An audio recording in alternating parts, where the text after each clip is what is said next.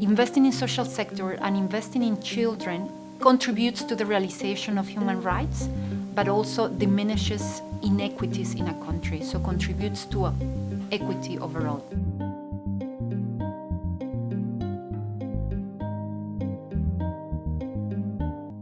Le contexte, surtout après la crise de 2009, c'est la paupérisation en général. Même le budget de l'État a chuté durant cette crise. La couverture des services de santé a baissé et il en est de même pour le secteur de l'éducation.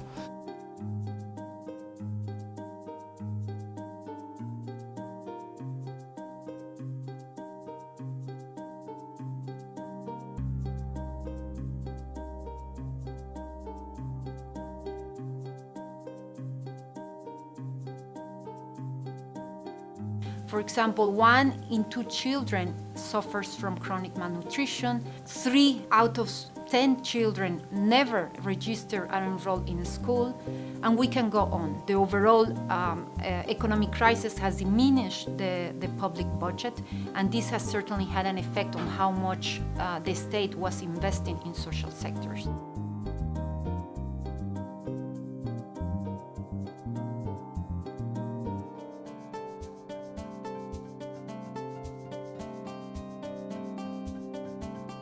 In 2014-15, we partnered with the World Bank and we conducted a public expenditure review for the education, health and nutrition sectors.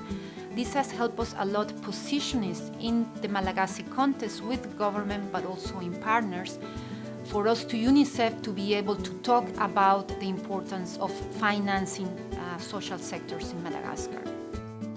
Après 2014, surtout le retour à l'ordre constitutionnel, nous avons élaboré un plan sectoriel de l'éducation. On a décidé de mettre en place une éducation fondamentale de 9 ans.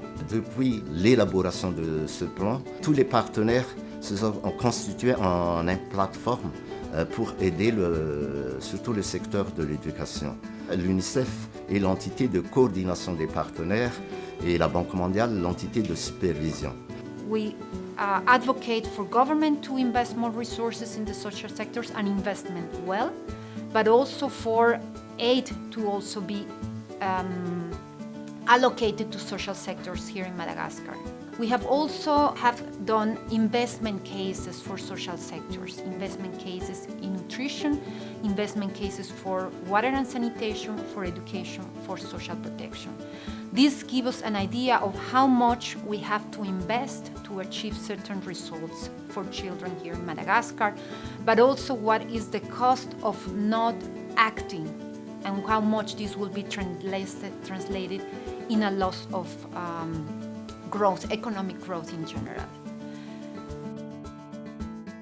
Désormais, toutes les actions qui concernent le secteur santé doivent converger vers la mise en œuvre de ces 2 axes, la CSU et le renforcement de notre système de santé. Depuis 2 ans, nous avons ce plan de développement du secteur santé qui a facilité la décision du ministère des Finances dans l'octroi des budgets alloués à la santé. Les fonds alloués sont loin d'être suffisants, mais nous essayons d'utiliser d'une manière très rationnelle.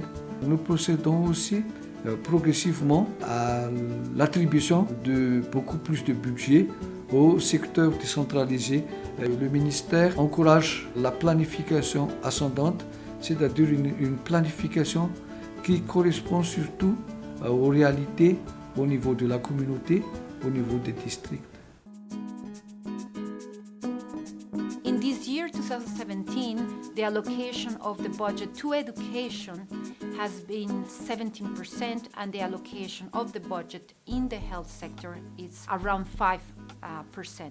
So overall, absolute terms, there has been an increase in the allocation of resources for some of the social sectors. But in terms of prioritization within the state of the budget, we still have some way to go. Recent strategies that we are developing here is to have a stronger partnership with the Ministry of Finance that we initiated last year. And one of the objectives of these partnerships is to improve budget transparency in general, but also budget transparency in social sectors. We think that this partnership is very much important to try to visibilize, but also to showcase in figures how much the state is not only prioritizing, but also to make everybody aware that, of how much is going to social sectors and how much should be. On a mis en place au niveau des écoles primaires publiques l'association de la communauté locale que nous appelons FEFI. Et les fonds qui sont alloués par les PTF et par l'État sont gérés par cette communauté locale éducative. Donc il y a déjà des résultats dans la gestion même des fonds, puisque avant la décision est prise seulement par le directeur d'école.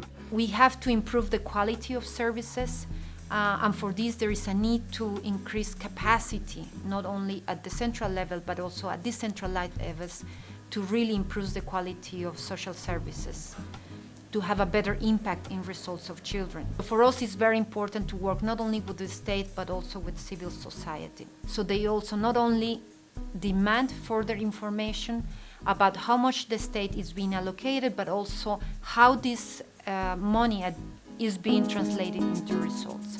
This helps to create a society that is more active and is more invigorated and involved in the results for children, but also in the overall budget process.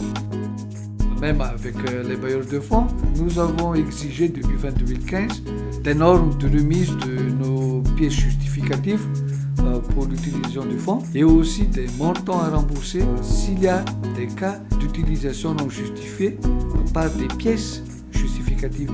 We have seen, after doing some analysis of allocation of the budget on social sector, has been to really look more on the quality of spending. Just saying how much has been allocated to a sector doesn't really translate necessarily in results. So now we are partnering with the Ministry of Education, with the Ministry of Finance, and we work in a collaborative way here in UNICEF in trying to do a tracking of the public spending in education sector. So how much of $1 being spent in education translates in results in the field, and how this dollar is being used along the way. There are several recommendations that are being driven. One of them is that we have to keep investing in social sector. It's not enough. The levels here in Madagascar, if we analyze as GDP, as percentage of GDP or as percentage of the state, are not necessarily up to standards. Madagascar, to reach these goals, we still have a long way to go.